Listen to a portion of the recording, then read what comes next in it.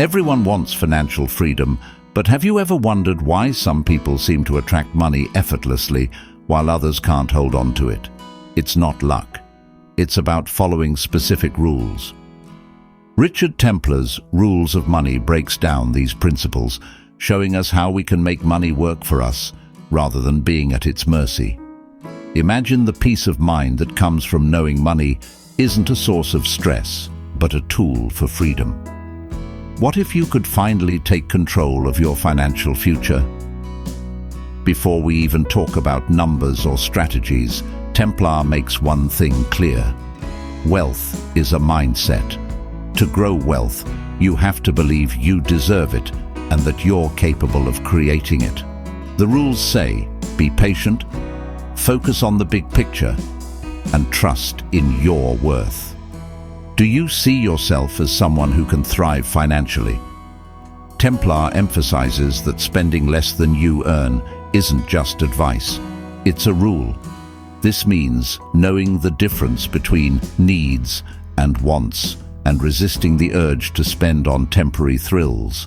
Start by tracking just 1 week of spending and see where your money really goes. What are you spending on that doesn't actually add value to your life? Building wealth isn't just about making money, it's about keeping it. Templar's rules encourage us to save for the unexpected and plan for the future. The sooner you start, the sooner you'll see the results. Automate a small savings deposit each month. It's a small step that creates huge security. Remember, every penny you save today is a step toward a secure tomorrow. Once you've saved, the next step is investing wisely.